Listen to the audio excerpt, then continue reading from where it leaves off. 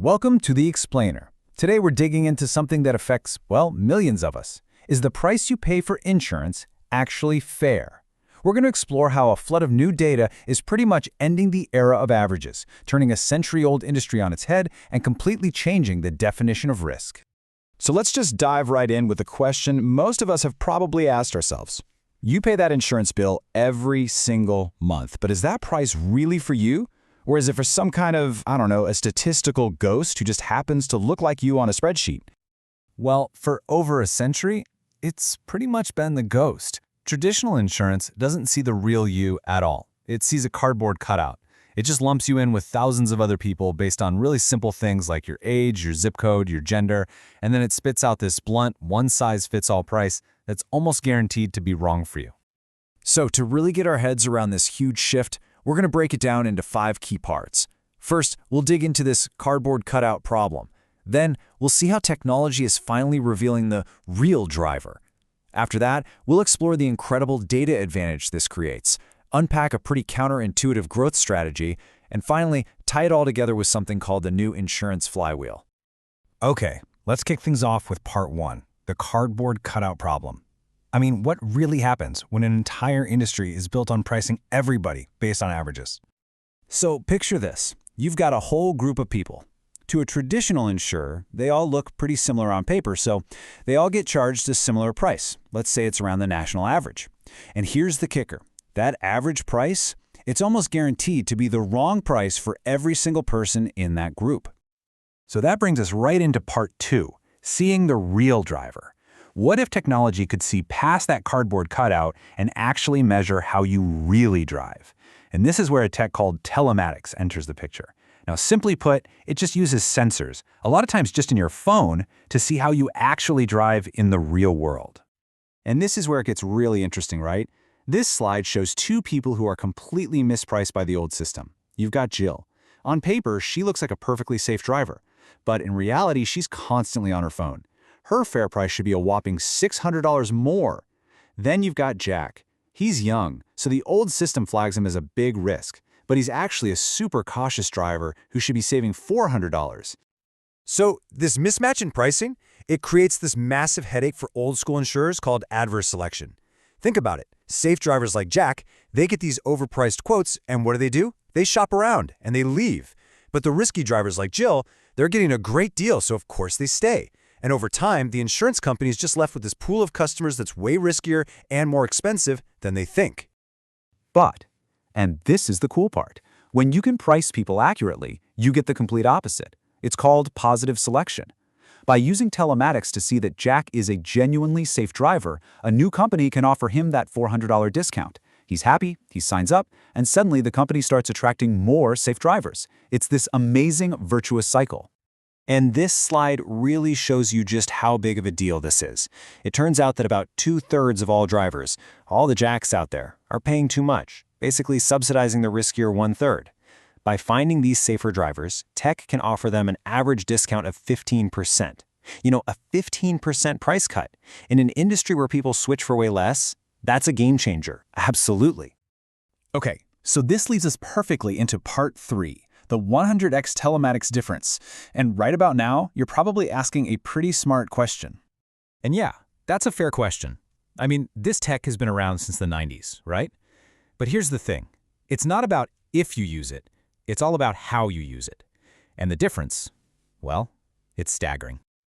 Okay, first off, just look at the adoption rates. The huge majority of insurance policies in the US still don't use telematics at all. While the industry average is kind of stuck in the single digits, tech-first insurers are seeing adoption rates that are an order of magnitude higher. It's literally a 10 times difference. But honestly, the real difference, the one that matters most, is in how the data is collected. The old guard might take a brief snapshot of your driving for a few weeks and call it a day. This new model, it streams data continuously. This isn't a temporary snapshot, it's a constant stream. And that creates this massive 100-fold data advantage. It's not even in the same league. And why does that constant stream of data matter so much? Well, because, we change. Our driving habits aren't static. In fact, the data shows that the average driver's risk score can shift by 23% in just 1 year. That's a huge shift that a little one-time snapshot would completely, totally miss, leaving both you and the insurer with a price that's just plain wrong. And look, this fire hose of data, it's for so much more than just setting your price. It means you can get instant help if you're in a crash.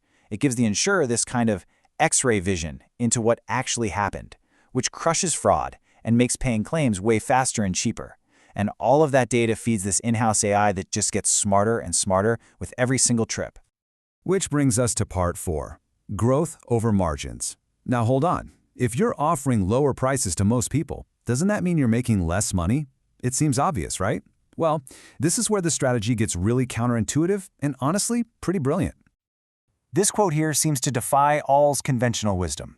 Okay, quick sidebar. The loss ratio is just a fancy term for the slice of your premium that the company pays back out in claims. Simple.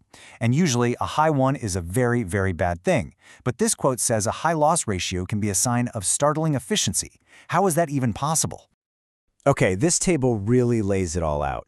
On the left, you've got your old school insurer. On the right, the new model. Look at the expenses. The new model, thanks to all that AI and automation, is way more efficient. This efficiency lets the new company charge 15% less, and even though its loss ratio is higher, it ends up with the exact same net margin. Think about that. All that tech advantage is passed directly to you, the customer. So what this really boils down to is a strategic choice.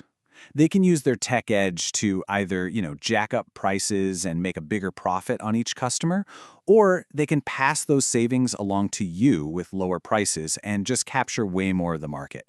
And they choose growth. And that very choice is what kicks off our 5th and final section, the new insurance flywheel. Let's put all the pieces together and see how this thing becomes a powerful, self-reinforcing system. And here it is, the flywheel. It all kicks off with better tech. Period. That tech makes things cheaper, which means lower prices for you.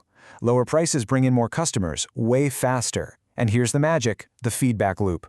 More customers mean more data, which makes the AI even smarter. And then, the whole thing just starts over. But this time, it's spinning even faster. And that's what makes this whole model so radically different. For most companies, getting bigger means you get less efficient. It's called diminishing returns. But here, for a company built on data and AI from day one, scale is an accelerant.